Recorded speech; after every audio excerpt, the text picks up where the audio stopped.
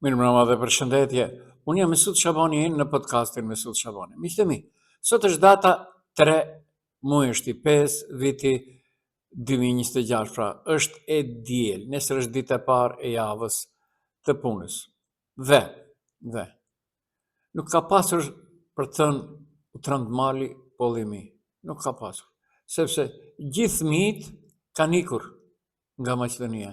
Ikin të rinjt, ikin edhe minjt, pra çdo gjë është në minus në Maqedoni. Maqedonia ka rreth 10 miliard e 74 milion euro, pra mundova që të jam i saktë. Në di se nuk më besoni, pra borxhi i shtetit ka arritur në 10 miliard e 774 milion euro, më i larti në histori, thonë nga LSDM-ja sonte. Dhe e akuzojnë drejt për së drejti Kristian Miskovskin, diletantin ekonomik. Unë them, ky është diletant. Sepse diletant është edhe Bilal Kasami, diletant, baba i diletantëve është Nikolovski. Lidhje s'ka me udhëheqjen, por ja që u është mundësuar të jenë në krye të shtetit. Dhe pak më vonë do të dëgjoni se çfarë tha në Ohër, në Ohrën e tij Nikolovski, dhe ku ishte dhëmbi i prishur i kësaj qeverie lidhur me autostradën e njohur si korridoritet, pra në popull, kështu thoshte Izet Mexhiti. Edhe nuk skuqet tipi.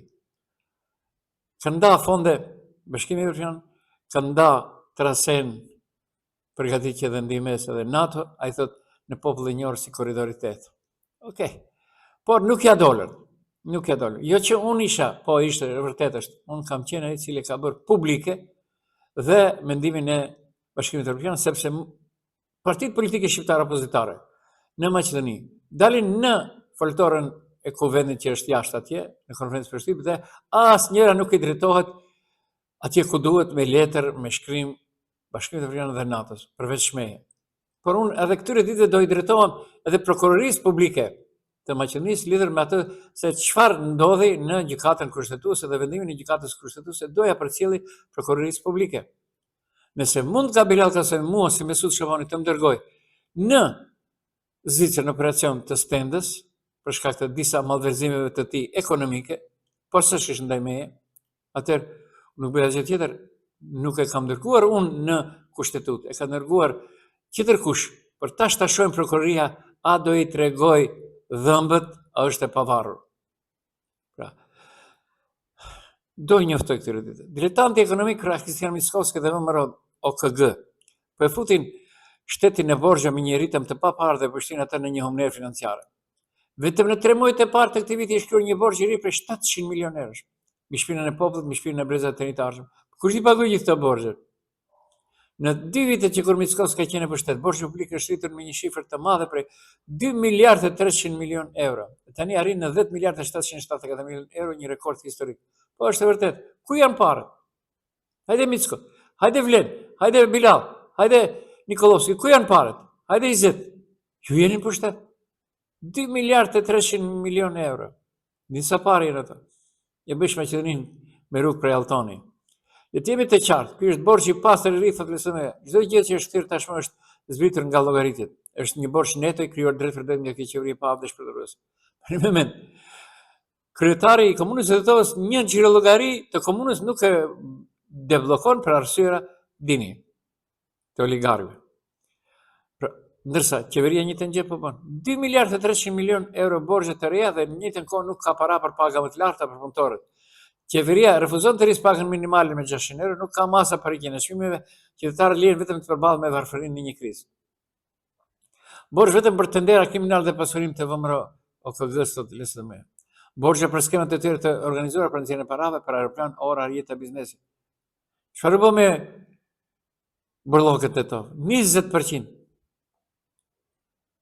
Dhe mendoni se dikush nga kreu i komunës së Tetovës nuk ka interes atje, kush tha?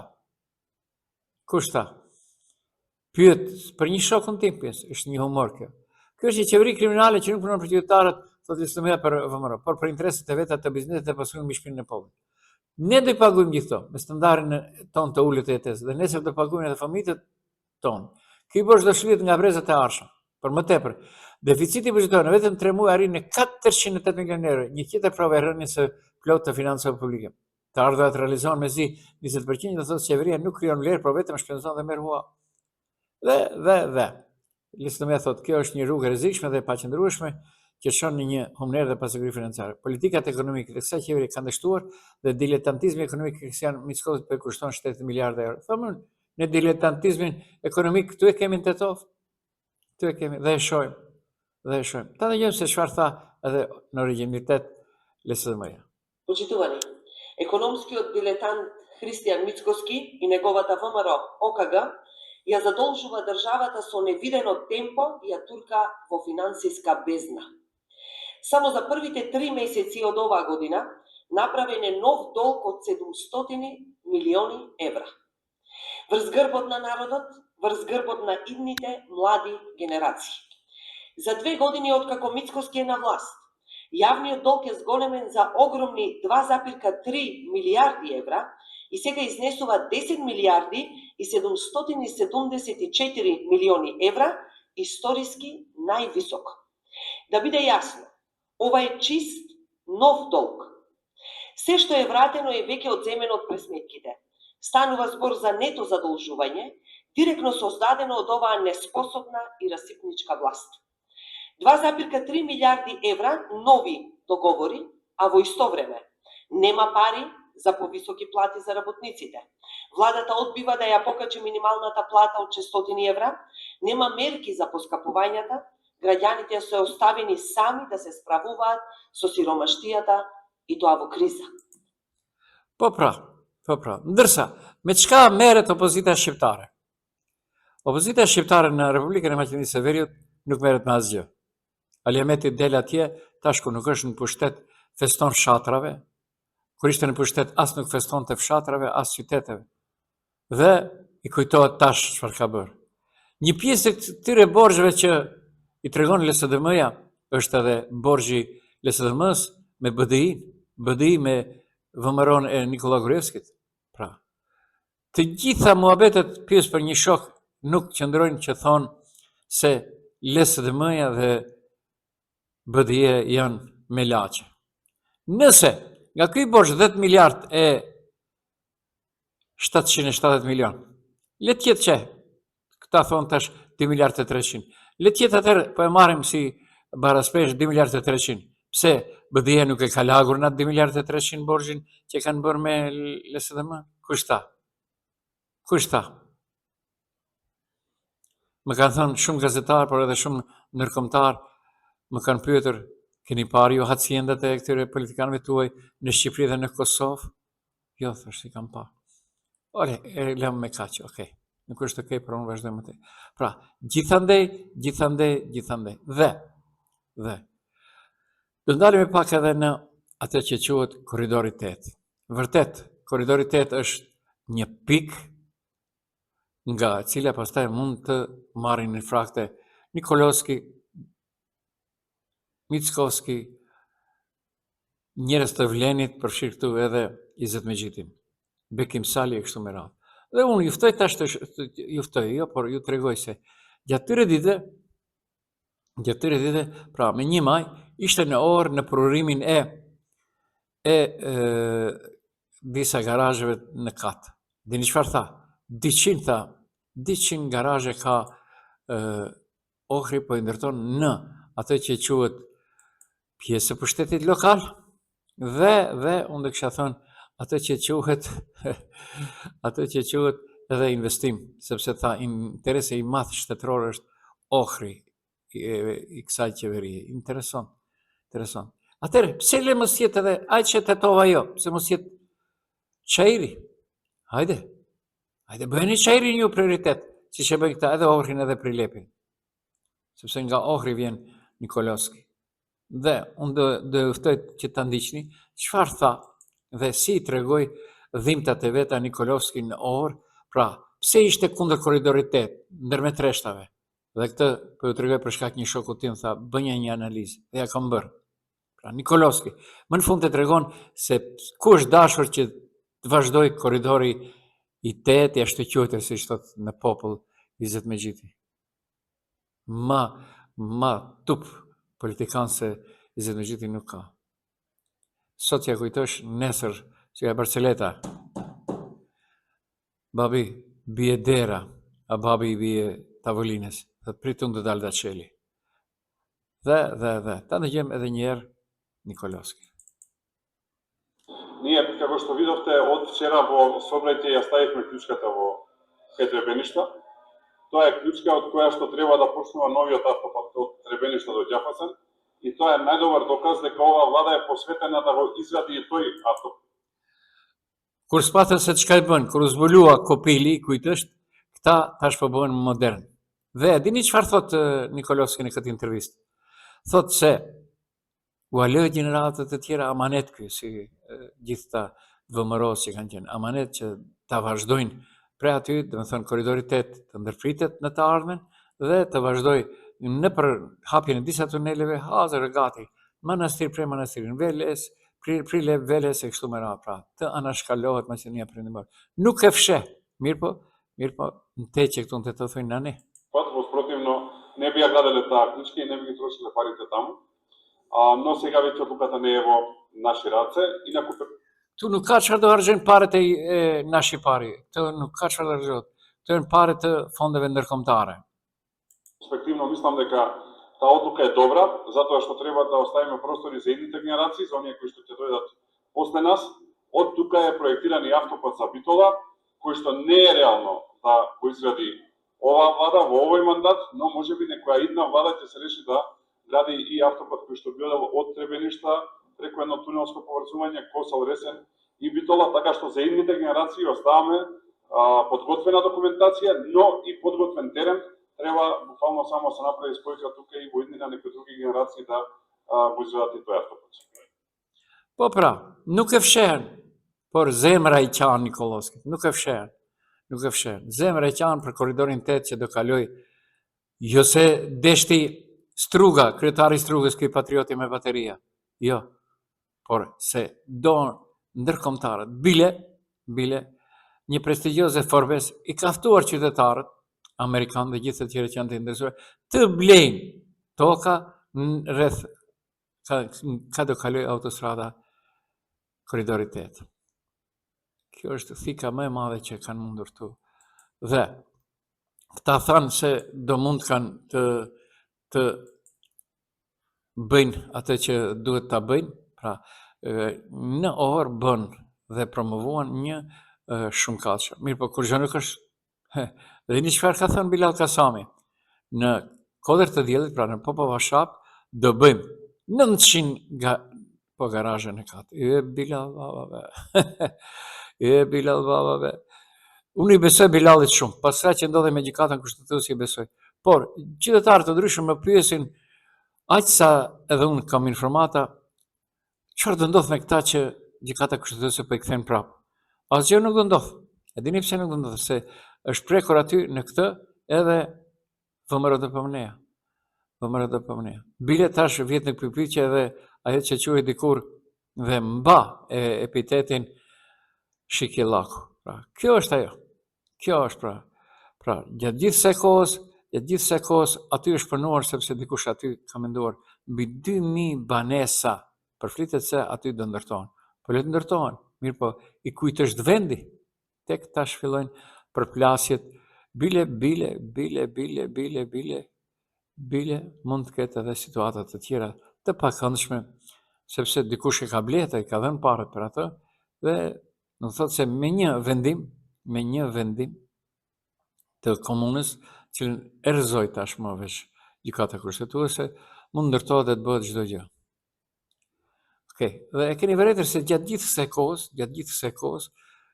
se kohës nga Vleni i bin Tupanit, Lodrës, me 9-in e kemi, me 9 maj e kemi partin. Kjo është për qesh, jo për qa. Është për qeshur. Sepse nuk është formimi një partije aq interesant për shqiptarët në Maqedoni, se sa ajo që quhet e drejta kolektive. Okej, nuk është okej, për unë vazhdoj më tej. Pra, gjatë gjithë se kohës, Bilal Kasami vetëm shet dengla dengla së bashku, veç tash është bërë gati për ta shitur edhe ujë. Dhe këtyre ditëve në Tetov ishte dia po pardia ka qenë edhe zëvendës ministri i bujqësisë, pra Albrim Hoxha, dhe është takuar me qytetarët e regionit të Pollokut, të cilët kanë pasur shumë vërejtje. Kostot e mbjellave dhe të rritjes së kafshëve janë rritur ndjeshëm, ndërsa shërbimet që duhet të merren nga drejtoria e ujrave janë të pamjaftueshme, ankohen bujqit e Pollogut. Konkretisht në komunën e Vrapçishtit, bujqit Gazmen Sediu dhe Nasir Abduli na treguan se dhe vonesat në mbështetjen financiare po e vështirësojnë punën e tyre. Ne kemi halë shama mos mund të qojnë për një ditë halët tona, se në jetë pak në obunohën subvencionet, të faleminderit prap në dhamë, të falemindrona. Tash kemi në halë tjera, sa punë në halë, se çmimi i kingjit unë kur e kom bo, kingjin e kom prodha, ashtu si 249. Pa tash kingjin mbas kohë bo 300. Qërjone, kemi halën me subvencionet e lopëve. Unë ato si kom marrë për të 25, as për qumshtin, as subvencionet e lopëve. Kemi halë tjera me bujqësejnë.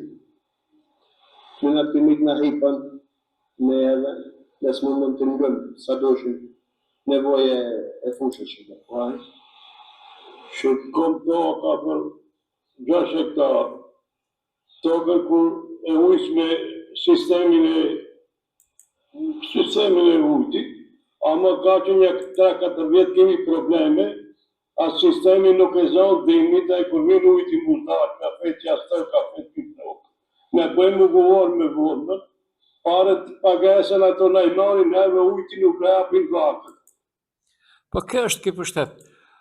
Nga kush do jetoj, sepse më veç edhe borxhe nuk i japin, Orbani iku, i bie që qytetarët do i paguajnë gjitha këto gjëra. Pra i dëgjohet vonesa në pagesa subvencionet, ndërsa kur është çështja për Maqedoninë lindore, për Maqedoninë tjetër, subvencionet për rrushë, për gjëra të tjera i jepen me kohë për orisë e kështu me radhë. Vetëm në Maqedoninë Perëndimore gjërat po vonohen. Po askush nuk na ka faj. Është një ajet kuranor që thotë nuk do t'ju ndihmoj të ndryshoni situatën derisa ju vetë nuk kërkoni për të ndryshuar situatën. Po si të ndryshohet situata në Tetov, tazo? Kur na udhëheq një diletant ekonomik. Kështu thotë LSDM-ja për Mickovskin, a ky është shoku i Mickovskit. Dhe mbi gjitha, unë do kisha thënë edhe diçka tjetër. Nuk e di a do të pajtoheni, por vërtet është shumë interesante kjo që po ndodh. Në Tetov, vërtet është shumë interesante kjo që po ndodh në Tetov. U hapën disa rrugë. Nevojshëm për shkak të komunikacionit të qytetarët e Tetovës shprehen se vazhdimi i bulevardit Blagoja Toska nga Pra, e dini ku i bie kjo?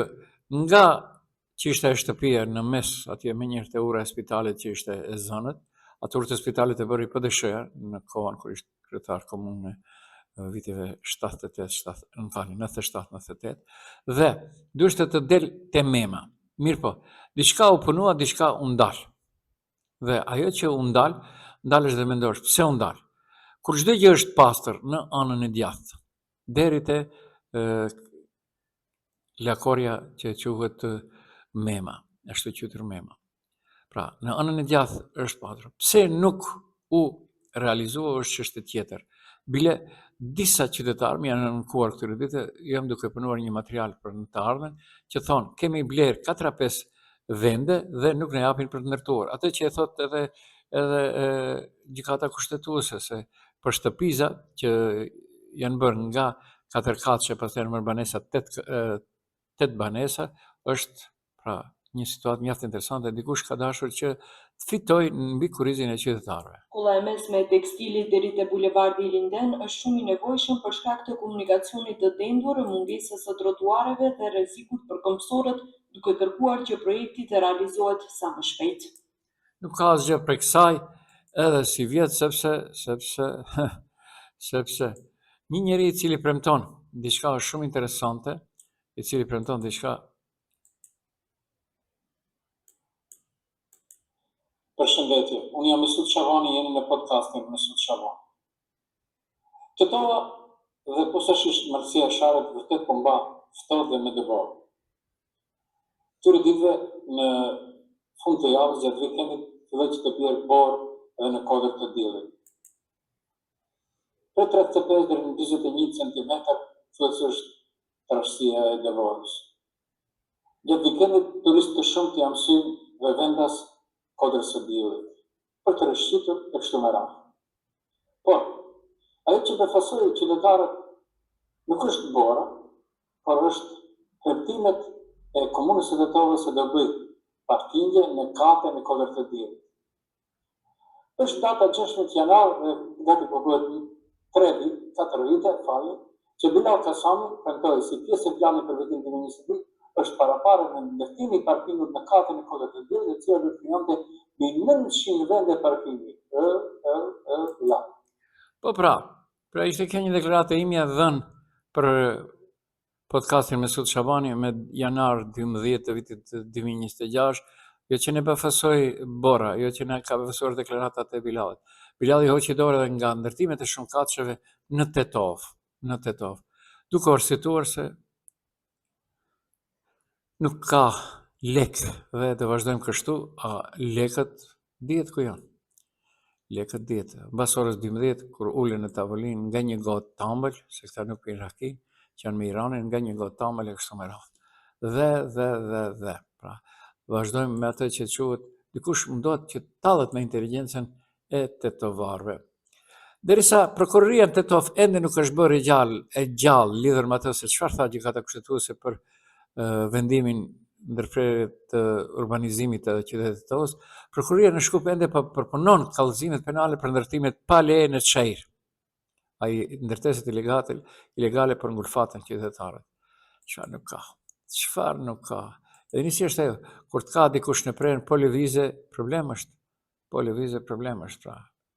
Vetëm ankesa gjithandaj. Dhe të ndalim edhe pak në të.